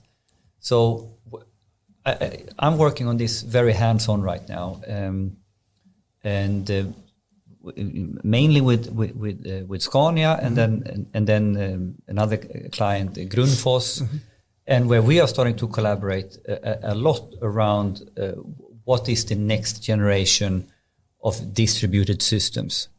So, I mean, like we have talked about technology like our core applications, and now we have talked about, web application or microservices. Yeah. And this type of modularized approaches moves more and more into even more data-centric or data-driven products. So if a microservice is a little bit more lighter, here we're talking about analytical processes or sharing data. And it becomes quite real that the world of data, whether you like it or not, will become decentralized or is decentralized. And Grundfos, like my background is in the energy space and now in transportation, and with Grundfos, they all have one similar topic in common, is that they start to realize they're part of an ecosystem. Yeah. So here's a water ecosystem, from a water pump all up to the sustainable city. Here is a transport ecosystem, and here's an energy ecosystem. And for those companies in those industries, this becomes mind-blowing because it shifts their whole business, first principles, right? Their business model. But when you take that lens and start looking at their legacy IT landscape, it's quite clear they never thought about it like that. It wasn't built, it was built application-centric and not data-centric. So can you relate to that? Because my view is like, and Patrick Ekemo is a friend in DIG. I said, look, guys, you need to learn. This is federated governance. This is distributed systems. Don't try to, you need to get on that train. Yeah. What do you think? This is my opinion on this. So if we look at then in our perspective, what are the public security systems doing? Because we are working in that space. And in our space, where you do some kind of improvement is very rarely where the financial benefit comes. So we keep you healthier. We make sure that you go back to work faster. The financial benefit comes from, the patient himself or herself can go back to work earlier, less from the insurance systems, and so on. And of course, you can find those ways increasingly more and more complex because we have more and more complex systems that fit together. And you can find root causes to what are the risk groups for various kinds of different conditions, and you want to prevent them. And you can, the knowledge is fairly often there about what are the risk behaviors or the risk factors for a large number of diseases, but can you act on it? And where would the money then come from to act on that? So it's both federated data and federated financials. Yeah, because and this is interesting because ecosystem thinking, people don't realize that what is the value in the transaction and what is the underlying core asset is now potentially separated. Yeah. In energy is the good example. Like I flip electrons back and forth, right? And the spot price means that it's a commodity, so you make no margin on energy. But if my energy bill is more about, and the volume is what it is. Yeah. But I'm rather interested in investing in an energy company who helps me lower the fundamental bill. I don't mind on the cent on the volume, on the spot price. I worry about my whole volume. Yeah. So here we have a disconnect for what the actual physical service is all about and what the monetary value is all about. Yes. Very concrete, right? And I think that's everywhere. Yeah, well, we have that as well in so many different conditions. Not least, I think would be in the chronic conditions. Yes. On your health levels goes up and down, and can you find what is actually implicating or affecting that? That's so many things, depending on your condition. It could be how and when do you take your medication? How much have you slept? What have you eaten? How much have you moved? all those different things affect how you're actually feeling, and how do you know what you have done then? How do you find out the data, underlying data for what you have done that affects your well-being? It's mind-blowing, both in terms of the complexity, how it grows, but it also, I think it ties back into the fundamental topic of innovation and radical innovation, that when you start studying the ecosystem topic, you can realize that, well, the best way I can improve heart failure rate had nothing to do with the pumps. It had to do with something completely different. Yeah. And by the way, we now need to monetize something else. We need to put together another service. And by the way, it's not in the same department. It's in a different part of the hospital system. We've worked a bit on a project with young adults with cancer. Also in combination with other parts of the social security system.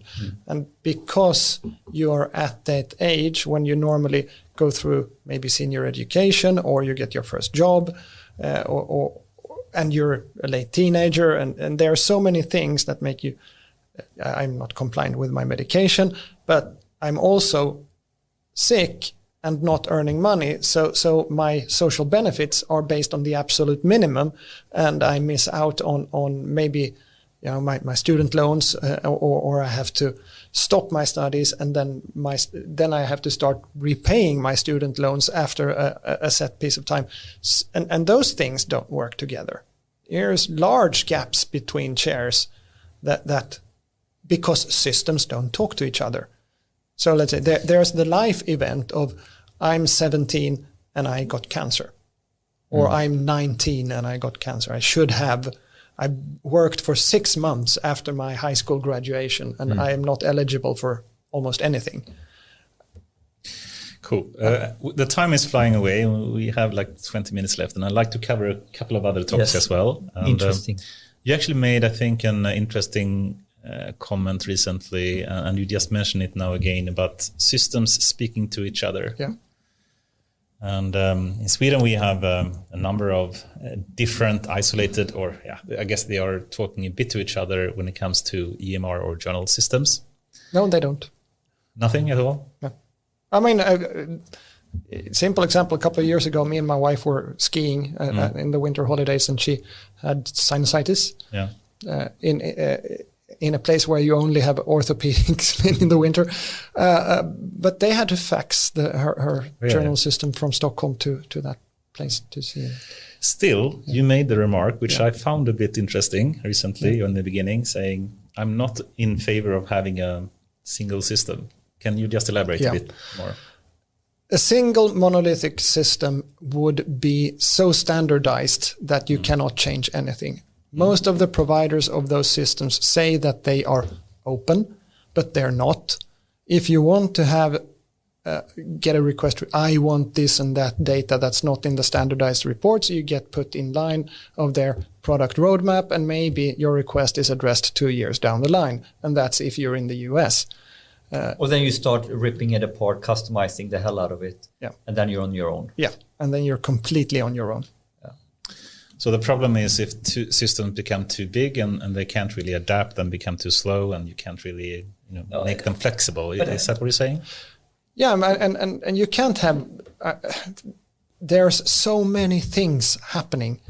I mean, we have a fairly large number of systems just to handle our patients within our hospital. It's not the electronic medical records that help you plan your operations. Yeah, there's a different system. And I can't stress more, thank you God, that someone understands this on a senior level, that of course, if you build a system to be good, to be a financial records system, it is following a process of your business controller. Yeah, that is not the same process as for the surgeon who needs to have the data for its purpose.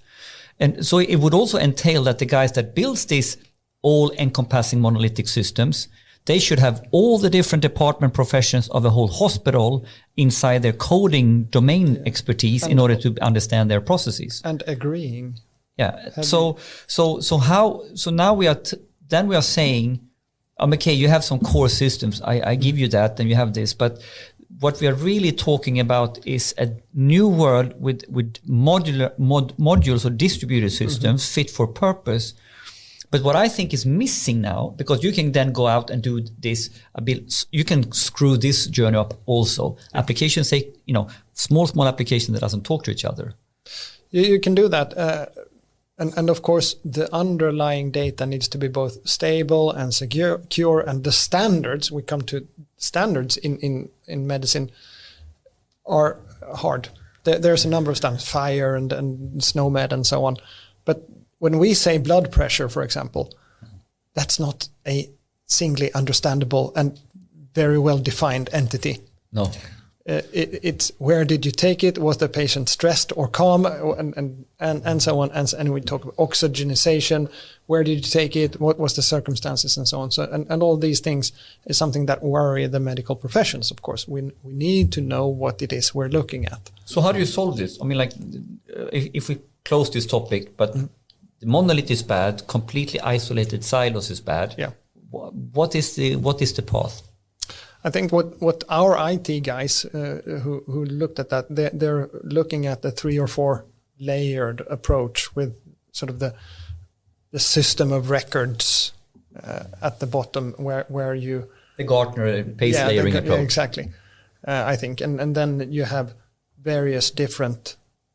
system of differentiation, system of innovation. And so on. And they have to be plugged in. And you have to remember that our world is a fairly regulated one, which means that barriers to entry are really high. And that means that the providers of different types of systems, they usually cut very deep into that model in a narrow space, which is not what we want. And here caregivers are also different. We as a large university hospital, we can say that we want to have this layered approach. A smaller caregiver or health system in the global market may very well want to say that this is really good. We are specialized in prostate cancer. So we have a prostate case. We have a prostate cancer approach, and we gladly take this monolith for one purpose. For one purpose. But we have, 450 types of diagnosis. I mean, I guess we can summarize it as, people or systems or people that can communicate is a bad thing. I think it applies equally well to people as for machines, right? Yep, that's so. Okay, this is the after work. We need to talk. We are looked at the pace layering, and we are leaving it in Scania. Yeah. Still, I think the medical industry or sector has a lot to learn from tech industry as well. That has been working with these kind of problems for a long time, and of course have different conditions and regulation needs and whatnot. But still, I think there is a lot of, if we start to collaborate more between the sectors, I think potentially we can find novel and innovative ways forward. Hopefully. Very much so. Cool. Okay, so now I'm trying to reduce to what we have time to discuss in the coming 10 minutes or so. And I actually would like to give you a choice. So I'm going to list a couple of topics here, and you can choose what you want to speak a bit more about. One would be like explainability, the ability for AI system to not only make a prediction but also explain why, and the need, especially in medical care, for that. Now it could be more in the recent kind of medical AI breakthroughs like AlphaFold 2 and be able to do protein folding and the importance of that and how big revolution and use that really is. I guess another could be one of your favorite topic, the pandemic. Kidding a bit. But we've seen, for example, I recently watched a video from Moderna, one of the vaccine providers. Yeah. And they spoke about how they used AI to actually at least use AI in the reviewing process when they do sequence genomes and whatnot. Yeah. That could also be interesting and see basically what AI can help with the pandemic and what do you think the economical or societal effects will be of the pandemic when it comes to AI. I think I stop there. Yeah. Any pick your favorites? Yeah. I'd like to go with the first one then, the explainability, because what we've talked a lot about here today is machine working together with man. Yes. And especially in our field, being able to explain why you propose a certain medication, for example, or a certain treatment is key. And if we are going to build trust, again, between man and machine, or person and machine, then you have to be able to backtrack and say, so how did you come up with this suggestion? What made you go through those different points? And that's not really different from what a conversation could look like between person and person, as it is today. Exactly. And let me just challenge you a bit here. And there are different views of this. How do you build explainability in AI systems? Yeah. We actually in Peltoran has a PhD student looking in specifically into this, and how, there is so much progress in this field, and I think it's so dearly needed. But one problem, I would say, with the way people speak about this is they say, if a human or a medical doctor says, this is cancer or not cancer, and then you have an AI system saying this is cancer or not cancer, you, I would argue, put higher standards on the AI system to explain why. And what they usually say for AI systems is, we need to see how the model works. We need to have introspection into the model and understand the parameters, or given, introspective kind of motivation for why the model came up with this prediction.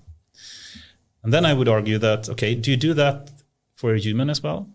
If you were to say to me, I have cancer, I don't go and watch your neurons, how they came up with that decision, but I potentially would like to ask and ask you to explain why. But okay, now we're in the translation of one-to-one, sort of saying that let the machine help the human do what the human already does. And then you go about training the system on what the human says is right or wrong. So you really need to have good annotation and so on to do. Yeah. I would say that, yes, that's fine. I was trained on this set, and because my training set looked like this is why I say that this is probably something we should look into further. Yeah. And when it comes to imaging, of course, you can you don't really have to do it on the images, but you can really do it on the raw data, which is not interpretable by a human eye. It's much more interesting when you dig deep for connections, as we talked a bit about. Okay, can we identify heart failure patients by this, and say that because I found this and that, and then and this is between, and here's weight gain, and here's weight loss, and here's fluidation, and so on. That's why I think this is a heart failure. This is more reasoning topics. Yeah, rather than saying this collection of interpretation of sensors from. But here we're talking about explainability on two quite different data problems in a way, right? Because this is the sort of image recognition of cancer. Yes. Okay. Training a model, annotating a model, and like this. Whereas this has more to do with the connecting the dots, reasoning. You don't like when I mention the knowledge graph, or not reasoning either. But that's no, okay. But that's what's the difference here? I mean, like, let me be the dumb one here. Okay, this is kind of clear to me by now, but what is this? What is this reasoning, or what is this? Because the problem is real that you're explaining, right? And data can help. Yeah. Before we move to that, let me try to close the discussion I had, or the reasoning. Is that not explainable, or am I? Reasoning, you can so easily dive into that for half an hour more. All right. So before we do that, off explainability. Okay. let's stick with explainability a little bit longer. What I'm saying is, since we actually are doing a lot of research in this, there is so much progress in having explainability that doesn't mean having to understand the model.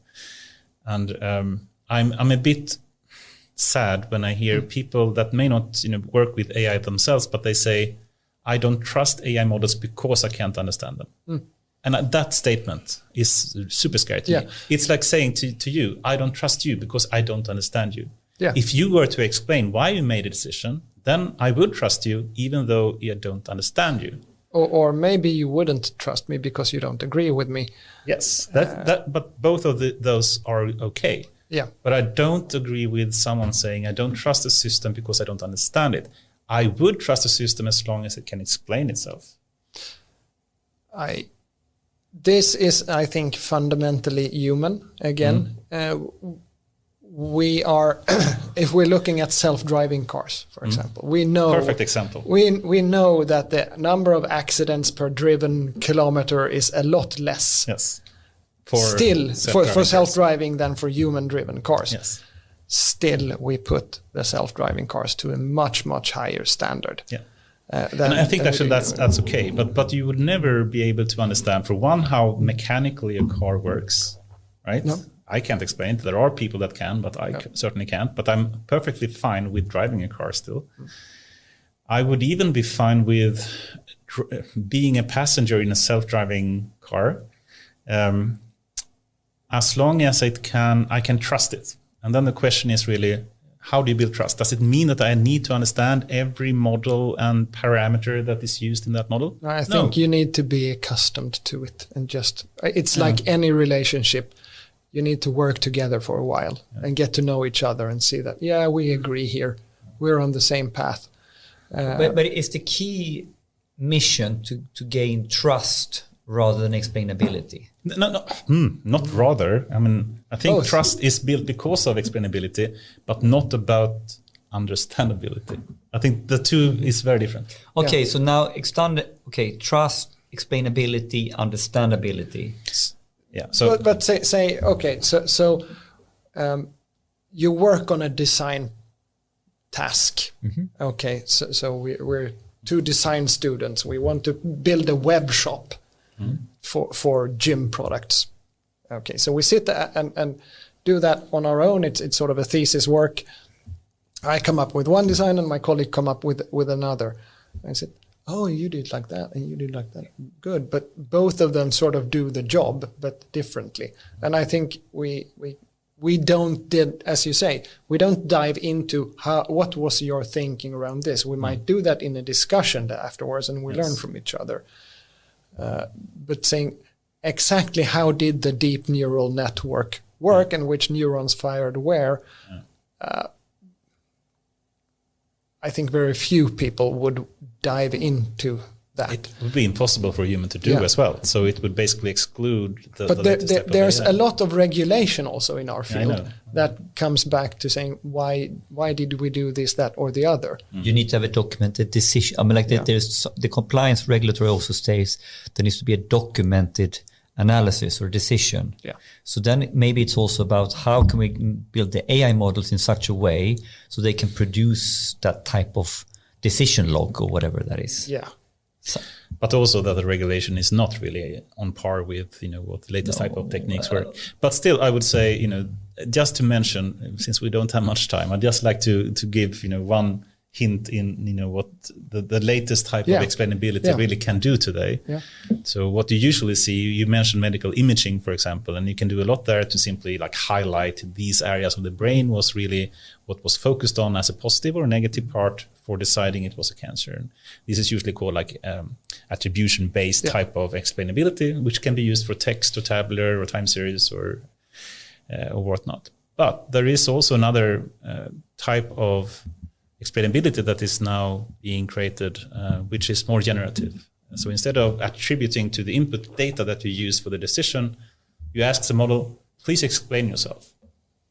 And it actually gives out in natural language, in English or Swedish, saying, I think you should prescribe antibiotics because, and then it references the journal text that it was using as input.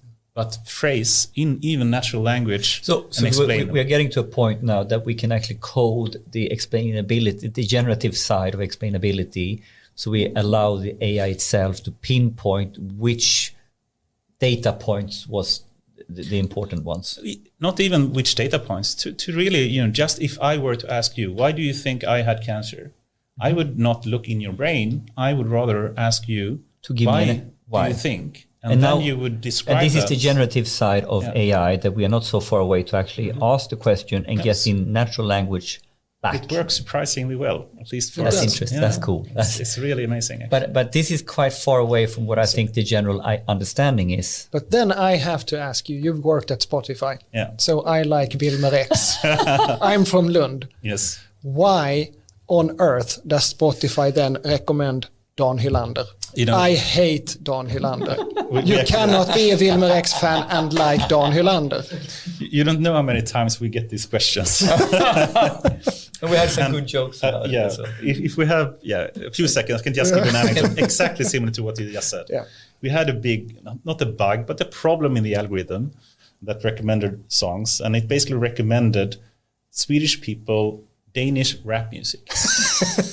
And then we had a lot of complaints from Swedish people saying, I, for one, hate Danish music. Secondly, I hate rap music.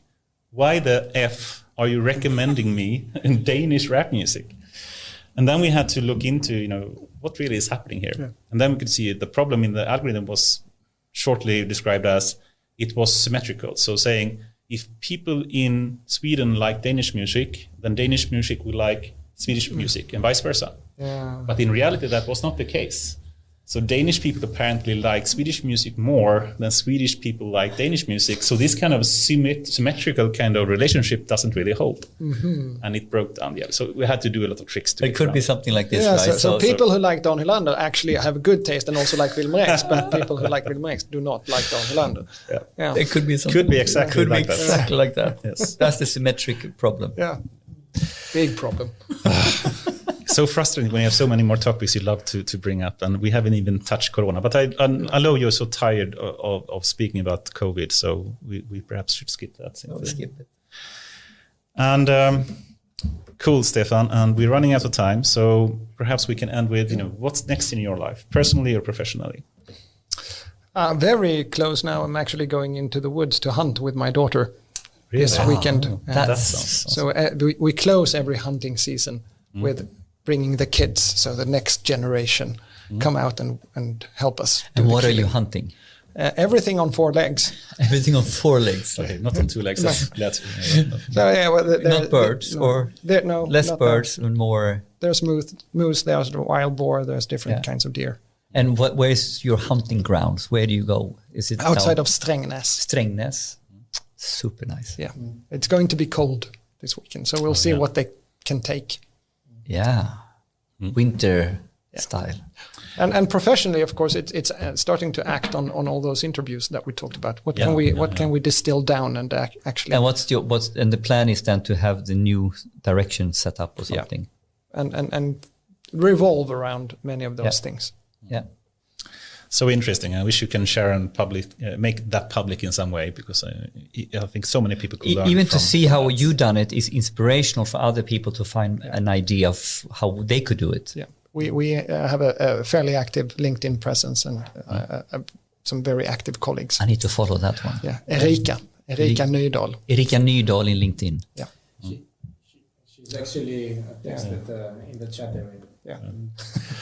Cool. Perhaps we have a follow-up discussion at some point, seeing that, because I think it's so important topic with innovation, and if we can just learn from each other and follow good examples like yours, I think we can all improve so much. And I would actually want to talk about collaboration around distributed systems, because I see it so clearly, and hint, there's different ways to build the system so they are working better together. Mm-hmm. So one thing is to build a system, it's another thing to build a system that seamlessly understands and shares data with each other.